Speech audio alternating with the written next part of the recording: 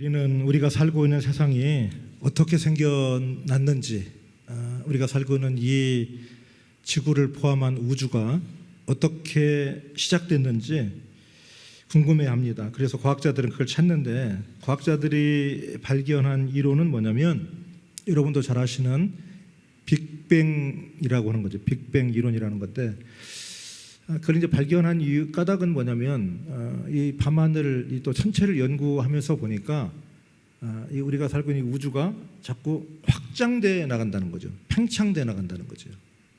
뭐가 자꾸 뻗어나가는 거예요. 커나가는 거예요. 그러면 이 밖으로 뻗어나간다고 하는 얘기는 안쪽에서 밀어내는 힘이 있는 건데, 그러면 이게 쭉 밀려나간다고 한다면 이거를 안으로 밀려나가는 것을 안으로 좁혀 들어가다 보면 결국은 하나의 점으로 모여지게 된다는 겁니다.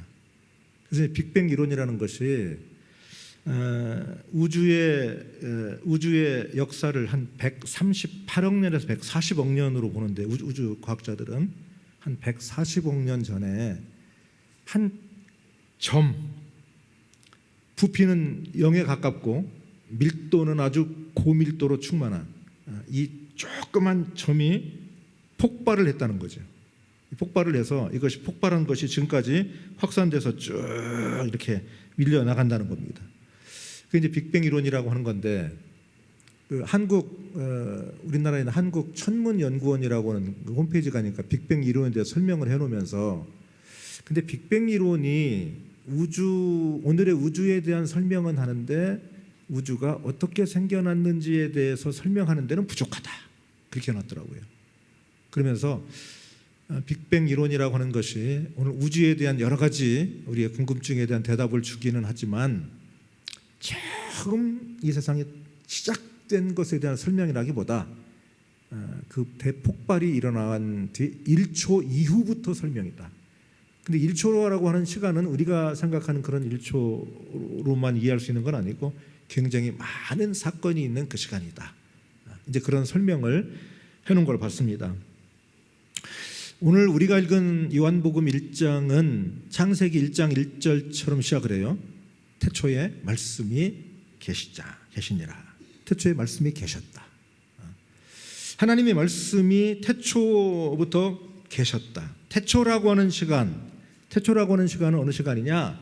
세상이 창조되기 이전 시간입니다.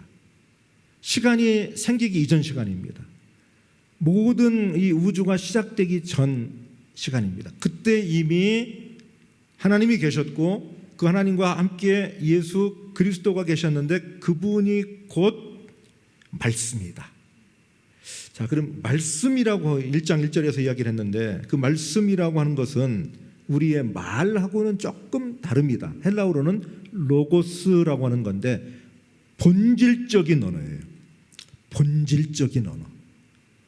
그러니까 하나님이 세상을 말씀으로 창조하셨다고 할 적에 그 언어라고 하는 것이 그냥 이런 말이라기보다는 그 말의 근원과 같은 본질적인 것, 그것을 통해서 하나님이 세상을 창조하셨는데, 그 창조의 시간, 어쩌면 오늘날 이 세상이 태어난 걸 설명하는 우주과학자들, 이 천체 물리학자들이 이야기하는 빅뱅의 이전, 대폭발 이전 시간, 그 시간이 태초일지도 모르죠. 전에는 과학자들하고 이 신학자들 사이가 서로 적대적인 관계인데 지금은 서로 대화를 해요. 서로 궁금한 게 많거든요. 그리고 천체 물리학자들도 그것만 가지고 해결이 안 되거든. 그러니까 신학자들하고 대화를 해요, 물리학자들이. 그러면서 서로 우주의 기원을 찾아갑니다. 어쨌든 요한복음 1장 1절에서 태초에 말씀이 계시니라. 그 태초라고 하는 시간은 이 우주가 시작되기 전. 근데 그때 이미 말씀이 계셨다. 로고스다. 그 말씀이 곧 예수 그리스도시다. 근데 그 예수 그리스도께서 이 세상에 오셨다. 왜 오셨느냐? 인간이 해결해야 할 문제를 해결하지 못하고 있기 때문이에요. 그 문제가 뭐냐? 죄의 문제입니다. 하나님께서 사람을 창조하실 적에 사람과 하나님이 에덴 동산에 같이 거닐기도 하시고 같이 있었어요. 근데 선악을 알게 하는 나무의 열매를 따먹은 다음부터 인간은 하나님의 낯을 피하기 시작했습니다. 하나님을 외면하기 시작했습니다. 하나님을 피해 다니기 시작했습니다. 그게 죄죠. 그러면서 그 죄의 문제를 해결하기 위해서 하나님께서 하나님의 말씀, 율법을 그들에게 주셨어요. 율법을 지킴으로 구원받을 수 있는 길을 주셨는데 사람들이 그 율법을 지키지를 못합니다. 그리고 그 율법을 잘 지키려고 여러 가지 실천사항들을 굉장히 많이 만들어 놨는데 그게 사람을 얽어매는 올무가 됩니다. 여러분, 우리가 이제 성경을 우리는 구약 성경, 신약 성경 이렇게 부르잖아요. 예수 그리스도 이전에 주신 말씀을 구약이라고 그러고 예수 그리스도 이후에 우리에게 주신 성경 27권을 신약이라고 그럽니다. 근데 이스라엘 사람들은 구약이라고 그러지 않습니다. 이스라엘 사람들은 우리가 갖고 있는 신약 성경을 갖고 있지 않습니다. 우리가 말하는 구약 성경만 갖고 있는데 우리가 구약이라고 부르는 거지 그 사람들은 구약이라고 부르지 않아요. 왜 우리 성경이 옛 계약이야? 왜 우리 것이 옛날 거야? 그 사람들은 화를 내요.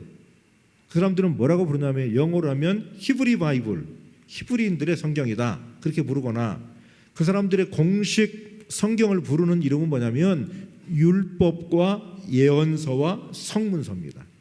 그게 자기들이 갖고 있는 성경에 대한 명칭입니다. 율법과 예언서와 성문서. 그건 성경의 구성을 그대로 이야기한 건데 율법은 창세기부터 출애굽기, 레위기, 민수기, 신명기 5권의 책에 편만하게 허락하신 하나님의 명령 곧 율법입니다. 그게 율법이에요. 5권의 책이 들어있는 율법. 그런데 그 율법을 지켜야 되는데 그 율법을 지키라고 촉구 그리고 그 율법을 잘 지켜야 되는데 잘 지키지 못한 백성들을 향한 책망, 그게 예언서입니다. 예언자들이 와서 한 건 뭐냐면 하나님이 이렇게 하라고 하셨는데 왜 그 명령을 지키지 않는 거냐, 하나님의 말씀을 따라라 촉구하고 그리고 책망하는 거예요. 그게 예언서예요. 그럼 성문서라고 하는 건 뭐냐, 성문서는 시편, 잠언, 전도서, 아가서 이런 성경들인데 성문서는 뭐냐, 율법을 따라 살았더니 하나님이 주시는 행복이 있더라, 하나님이 주시는 기쁨이 있더라, 하나님이 주시는 구원의 은혜가 있더라. 그것을 기도로, 때로는 찬양으로, 때로는 뭐랄까요, 집회로, 설교문으로 나타내는 것이 그게 성문서예요. 그러니까 우리가 말하는 구약 성경의 구성은 율법과 그 율법을 잘 따라 살으라고 촉구하거나 그 율법을 따라 살지 못한 백성들을 회개하도록 책망한 예언서와 그리고 그 율법을 따라 살았을 적에 주시는 행복과 즐거움과 구원과 기쁨을 노래하거나 시로 쓰거나 찬양하거나 한 내용이 성문서입니다.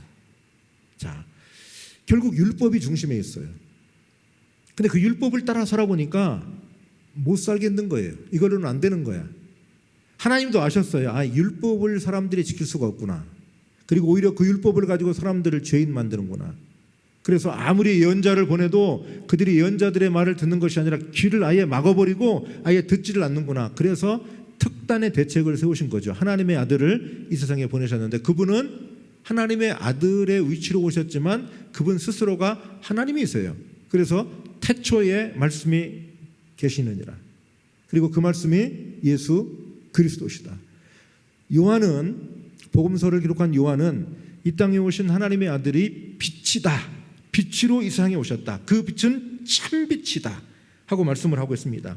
9절이죠. 참빛 곧 세상에 와서 각 사람에게 비추는 빛이 있었나니 그가 세상에 계셨으며 세상은 그로 말미암아 지은 바 되었으되 세상이 그를 알지 못하였다. 그분이 이 세상의 시작 이전에 계셨고 이 세상을 지으신 분이고 이 세상에 오신 분인데 그분을 세상은 알아보지 못했다. 아니, 알아보지 못했을 뿐만 아니라 적극적으로 그분을 반대했다. 그분에게 저항했다. 그게 요한복음의 시작이에요. 요한복음은 말씀하는 겁니다. 그분이 하나님이시다. 그래서 그분을 영접하는 자, 그 이름을 믿는 사람들에게는 하나님의 자녀가 되는 권세를 주셨다. 여러분과 제가 하나님의 자녀인 것을 믿습니까? 예수 그리스도를 믿으십니까? 예수 그리스도가 나의 구주이심을 고백하십니까? 그분이 하나님의 아들이심을 믿습니까? 여러분, 예수 그리스도를 믿는 믿음만큼은 흔들리지 않기를 바랍니다. 우리가 세월이 지나면서 기억력이 희미해져요. 또 수명이 늘어나니까 사람에게 이 기억력이 다 희미해지고 또 생각이 없어지는 치매 이런 게 찾아와요. 그런 것이 혹시 찾아온다 하더라도 예수 그리스도라고 하는 이름만큼은 잊어버리지 않기를 바랍니다. 그 이름만큼 가슴 속에 깊이 새겨지기를 바랍니다. 그 이름을 믿는 자, 그분을 영접하는 자들에게는 하나님의 자녀가 되는 권세를 주셨대요. 권세. 이 대통령이 되려면 얼마나 힘들겠어요. 대통령이 되려면 참 대통령 되려면 어려울 것 같아요. 이번에 지방자치 선거를 했는데 우리 고등학교 친구 중에 한 명이 서울시 구청장이 됐다고 연락이 왔더라고요. 근데 이 친구가 저 기초의원부터 시작했어요. 아주 좋은 대학 정치학과를 졸업을 했는데 아주 그냥 기초의원부터 시작을 하더라고요. 그러더니 지금 구청장이 됐다고 하는데 아마 꿈이 큰 것 같아요. 대통령이 되기가 얼마나 어려울까요? 저도 88도로 이렇게 쭉 타고 가면서 저 건너편 보면 야, 이런 나라 한번 다스려 보고 싶다 그런 생각이 듭니다. 나한테도 권력력이 좀 있나 봐요. 내가 목사 안 했으면 대통령 한번 나가봤을지도 모르겠다 싶어요. 여러분 그런 생각 안 드세요? 88도로를 쭉 타고 올라오면서 보면 우리 강서 쪽으로 다 보면 저 강북 쪽 보면 야, 이렇게 아름다운 나라를 한번 다스려 보는 것도 한번 괜찮겠다.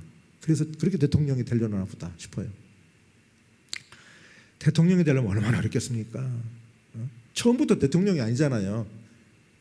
뭐 국회의원의 보좌관을 하든 뭐 기초단체 의원을 시작하든 또 지역에서 무슨 사회운동을 하든 민주화 운동을 하든 그렇게 하면서 사람들에게 설득력이 있어야 되고 또 사람들이 그 사람을 지지해 줘야 되고 또 때로는 정치적인 적대자가 있으면 그 사람을 잘 설득하거나 때로는 대결도 해야 되고 또 선거를 통해서 승리를 쟁취해야 되고 패배도 맛보고 그런 우여곡절과 풍상이 참 많은 거죠.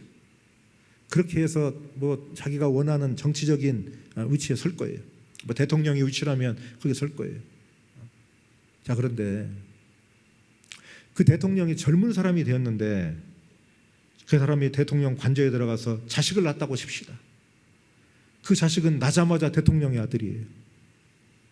그 사람은 나자마자 대통령의 아들이야. 청와대를 드나드는데 아무런 꺼리낌이 없을 거예요. 자기가 수고한 게 없어요. 자기가 무슨 뭐 선거하는데 나가서 한 것도 없어. 물론 뭐 현실적으로는 자녀들도 선거운동도 하고죠. 가정을 하는 거예요. 그 대통령의 자식이 청와대에서 태어났다고 해봅시다. 그러면 그 사람은 대통령 관저를 수시로 아버지 방에도 수시로 드나들 거예요. 아버지한테 언제든지 이야기를 할 거예요. 왜 그렇습니까? 자식이기 때문에 그래요. 자식이기 때문에. 여러분 대통령 자식은 그만두고 우리들의 자녀들도 얘네들은 뭐 맡겨놓지도 않았는데 달라고 하는 게 자기들의 특권이야. 뭘 주세요, 내놓으세요, 해주세요. 엄마 이렇게 해주세요, 아빠 해주세요. 그 왜 그렇습니까? 자식이기 때문에 그런 거예요. 자식이기 때문에. 그게 특권이에요. 오늘 예수 그리스도를 믿고 그분을 믿는 사람들은 하나님의 자녀가 되는 권세를 주셨는데 이것은 혈통, 선민으로 선택된 이스라엘 백성들의 혈통을 타고난 것으로 해결되는 게 아니다. 인간의 정으로 되는 것도 아니다. 인간 관계로 되는 게 아니다. 오직 그분을 믿는 믿음, 그분을 하나님의 아들로 믿고 그분을 영접하는 사람들이 하나님의 자녀로 인정되는 줄로 믿습니다. 그게 누굽니까? 그게 우리들인 거예요. 그게 우리들인 거예요. 그래서 은혜라고 이야기하는 겁니다. 17절인데요. 율법은 모세로 말미암아 주어진 것이요 은혜와 진리는 예수 그리스도로 말미암아 온 것이라. 자, 율법은 모세를 통해서 하나님이 주셨습니다. 그런데 은혜와 진리는 예수 그리스도를 통해서 이 세상에 시작이 됐습니다. 저는 예수님의 말씀 가운데 가장 은혜로운 말씀 하나를 꼽으라면 마태복음 11장 28절 말씀을 꼽고 싶어요. 여러분들 잘 아는 말씀입니다. 읽어보겠습니다. 수고하고 무거운 짐진 자들아 다 내게로 오라. 내가 너희를 쉬게 하리라. 아멘. 수고하고 무거운 짐. 우리가 살아있는 동안도 수고하고 무거운 짐진 것이 참 많습니다. 겉으로 보기에는 다 행복해 보이고 저 사람은 아무런 근심도 없고 걱정도 없고 늘 행복해 보이기만 해요. 특별히 이 SNS를 많이 하는 사람들이 만족감이 없다고 그래요. 여러분 너무 SNS에 너무 몰입하지 않으시기를 바라요. 사람들이 그렇잖아요. 자기 무슨 SNS 계정에다가 사진 올릴 적에 나 지금 슬픕니다. 그런 사진은 잘 안 올려요. 나 정말 힘듭니다. 그런 사진은 잘 안 올려요. 나 여기 가서 이렇게 행복합니다. 여기 여행을 왔습니다. 여기 오니까 내가 아주 대접을 받습니다. 여기 맛있는 음식을 먹습니다. 다 사람들이 그런 걸 올려요. 그걸 보는 사람은 야, 저 사람은 저렇게 늘 맛있는 걸 먹고 예쁜 옷을 입고 저렇게 좋은 자리를 찾아다니는데 나는 이 시간에 이 사무실에서 먹고 사느라고 일을 하고 있으니 내가 얼마나 비참한가. 자꾸 비교를 하는 거예요. 여러분 그 사람도 어쩌다 한번 거기 가가지고 사진 찍어 올리는 거지 늘 그런 것도 아니에요. 그래도 하나 보면은 또 계속 그것만 떠. 그러니까 여러분 그걸 많이 하는 사람들이 인생에 만족감이 없어요. 인생에 만족감이 없어. 그러니까 우리가 이 인생에 수고하고 무거운 짐진 건 누구도 피해갈 수가 없어요. 누구도 피해갈 수가 없어요. 나만 같은 거예요. 나만. 구약의 열왕기에서 나온 나만. 겉으로는 위대한 장군이고 임금에게 대접받고 백성들에게 칭송을 받지만 집에 돌아가서 갑옷을 벗으면 누구도 알지 못하는 그에게 근심거리가 있는 거 아닙니까? 자기 몸이 나병으로 문드러져 들어가고 있고 고칠 수도 없고 그런 것이 사람 누구에게나 한두 가지씩은 있어요.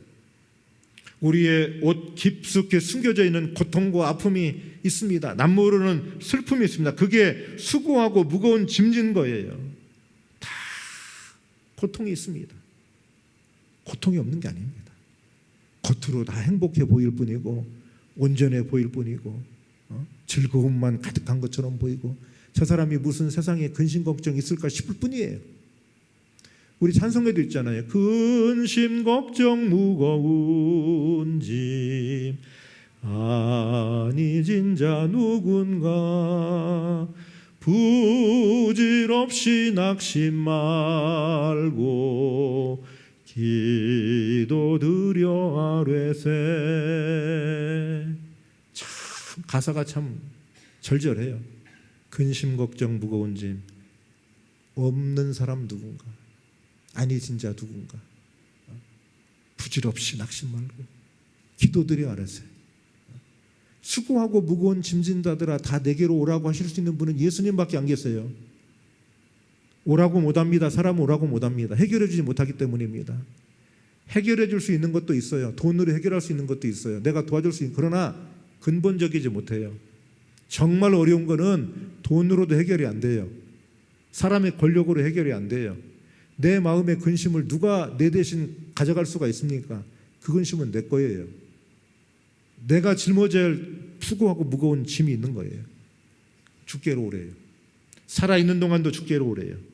여러분 살아서만 문제입니까? 우리의 생명이 다하고 난 다음에 저는 누군가가 임종하시면 그 임종한 그 순간에 마태복음 11장 28절을 가족들과 함께 읽습니다. 인생에 수고하고 무거운 짐진 것을 이제 다 내려놓으셨습니다. 주님께서 그를 부르십니다. 예수님이 우리를 불러주지 않는다면 우리는 어디로 갈 수 있겠습니까?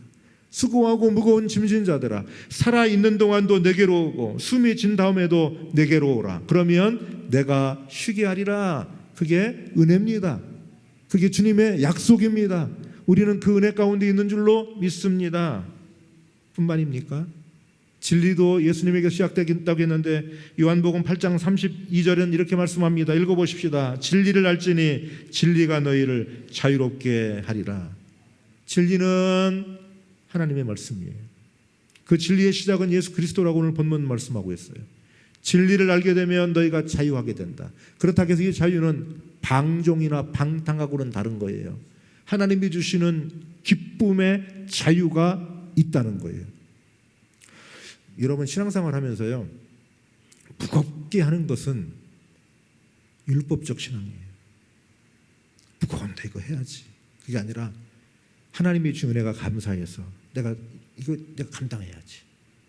하나님이 내게 주신 은혜가 너무 기쁘고 감사해서 내가 힘든 일이지만 내가 이게 보람되게 감당합니다. 내가 이 권사니까 오라고 하니까 와 앉아있지요. 힘들어 죽겠어요. 그게 아니에요. 나같이 부족한 사람에게 권사의 직분을 맡기시고 안수 집사님 직분을 맡기시고 너무나 감사해서 내게 주신 일들이 즐겁고 감사합니다. 나같이 부족한 사람에게 이 일을 맡겨주시니 너무나 감사하고 행복합니다. 행복하다는 거. 지나간 주간에 우리 교우 중에 한 분이 직장을 퇴사하셨대요. 근데 이분이 마음속에 이분이 짐이 있는 거예요. 뭐냐면 이분은 한글을 몰라. 어릴 적에 한글을 못 깨우쳤어요. 직장 생활을 하는데 직장에서 인정받아요. 이 양반을 다 인정해요. 근데 이분은 마음속으로 자기 한글을 몰라. 한글을 배우려고 학원을 다니는데도 깨우치지 못했대요. 그래서 이제 회사를 정년 퇴임하고 이제 본격적으로 자기가 한글을 배우려고 한다고 하면서 그 퇴직금에서 100만 원을 떼갖고 왔어요. 100만 원. 이게 자꾸 이게 안 맞죠? 100만 원을 떼갖고 왔어요. 목사님, 제가 공부할 때 공부 못해서 그게 한이 됐습니다. 제가 이제라도 한글을 이제 본격적으로 끼워주려고 그럽니다. 근데 이분이 교회에 와서 너무 즐겁고 행복하다는 거예요. 전에는 그게 너무 부끄러워서 말도 못했는데 목사님 앞에서 제가 이 얘기를 합니다. 부끄러움도 없어지는 거예요. 그래서 퇴직하면서 퇴직금에 100만 원을 갖고 와서 목사님 공부하고 싶은데 어려운 가운데 있는 학생에게 이 100만 원을 좀 주세요. 그러니까 예수 믿으니까 삶이 말이죠 달라지는 거예요. 바뀌어지는 거예요. 그게 진리야, 자유야. 그분이 그것 때문에 얼마나 얼거매고 늘 주눅 들고 못 배울 수도 있죠. 한글 모를 수도 있죠.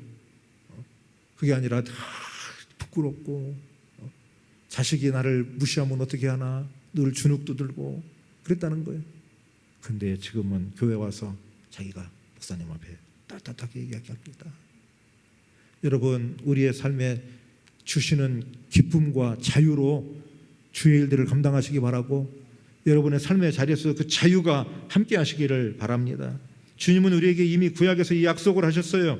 은혜로 주신다는 걸 약속하셨어요. 거저 주신다는 거예요. 이사야서 55장 1절로 2절 말씀인데 읽어보겠습니다. 오라 너희 모든 목마른 자들아 물러나오라. 돈 없는 자도 오라. 너희는 와서 사 먹되 돈 없이 값 없이 와서 포도주와 젖을 사라. 주님께서 주시는 것은 은혜예요. 은혜는 뭡니까? 대가 없이 주는 거예요. 대가 없이 거저 주시는 거예요. 너희의 인생에 목마른 사람들아 이 물로 나오라. 물이란 건 뭡니까? 하나님의 말씀을 상징하기도 하고 성령을 상징하기도 합니다. 예수 그리스도 앞으로 나오라는 거예요. 목마른 사람들아, 인생에 목마르고 힘든 일 가운데 사람들아 이 앞으로 나오라. 돈 없는 사람들도 다 나와라. 어디 가면 돈 없으면 주눅 들어요. 근데 주께서는 돈 없는 자도 와라. 누구든지 와라. 너희는 와서 사 먹되 돈 없이 값 없이 와서 포도주와 젖을 사라.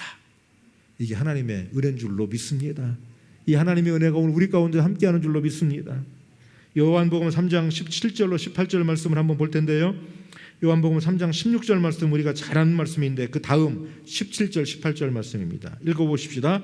하나님이 그 아들을 세상에 보내신 것은 세상을 심판하려 하심이 아니요 그로 말미암아 세상이 구원을 받게 하려 하심이라. 그를 믿는 자는 심판을 받지 아니하는 것이요 믿지 아니하는 자는 하나님의 독생자 이름을 믿지 아니하므로 벌써 심판을 받은 것이니라. 여러분, 예수를 믿습니까? 예수를 구주로 고백합니까? 그 이름을 믿습니까? 예수의 이름을 나의 구주로 고백하는 사람들은 이미 이 말씀대로라면 구원 안에 있는 줄로 믿습니다. 그 이름을 믿지 아니하는 자는 이미 심판에 이르지 않았어도 심판에 이르렀다고 성경은 말씀을 하고 있어요. 오늘 여러분과 제가 예수를 잘 믿기를 바랍니다. 온전히 예수를 믿기를 바랍니다. 그분을 나의 구주로 고백하기를 바랍니다. 그리고 그분을 따르기를 바랍니다. 우리 지나간 금요일 날 우리 장로님들하고 같이 수련을 했는데 한 2시간 정도 기도회를 했어요. 2시간 정도 찬송하면서 기도를 했어요. 여러분, 이번 한 주간 여러분 사시면서 이제 오늘부터 제가 요한복음의 말씀을 설교를 합니다. 오늘 읽은 요한복음의 말씀을 한 주 동안 묵상을 좀 하기를 부탁을 드리고, 이따가 268장 찬송을 부를 건데, 죄에서 자유를 얻게 함은 보혈의 능력 주의 보혈, 이 찬송을 부를 거예요. 이번 한 주간 동안 여러분 이 찬송을 좀 많이 부르시길 바래요. 이 찬송을 좀 여러분들이 많이 부르시기를 바래요. 이 찬송에 보면 주의 보혈 능력이 있도다 주의 피 믿어 그렇게 돼 있는데, 영어 성경엔 영어 찬송가는 이렇게, 이게 원래 이제 영어 찬송가거든요. 그걸 우리말로 바꾼 건데, There is power, wonder working power in the blood, in the lamb of the lamb이죠. In the blood of the lamb. 램이라는 어린 양이잖아요. 어린 양의 피 안에 파워, 권세가 있다, 능력이 있다는 거예요. 그래서 주의 보혈 능력이 있도다.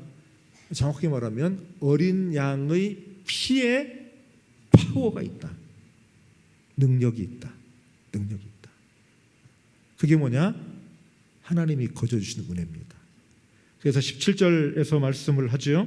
율법은 모세로 말미암아 주어진 것이요 은혜와 진리는 예수 그리스도로 말미암아 온 것이라. 16절은 우리가 다 그의 충만한 데서 받으니 은혜 위에 은혜로라. 이 세상 사람들이 말하는 은혜로는 그 은혜를 말할 수 없다. 그 은혜 위에 은혜다. 그리고 그 은혜는 예수 그리스도로부터 시작됐다. 여러분, 예수 그리스도로부터 시작된 은혜와 진리가 오늘 우리 위에 임하는 줄로 믿습니다. 이 은혜를 이번 한 주간 찬송하기를 바랍니다. 우리 장로님들과 같이 2시간 동안 찬송하며 기도하는 찬송의 은혜가 있어요. 찬송의 은혜가. 이번 한 주간 우리 268장 힘차게 찬송하고 이 말씀을 묵상하면서 한 주간 승리하시기를 축원합니다. 아멘. 268장.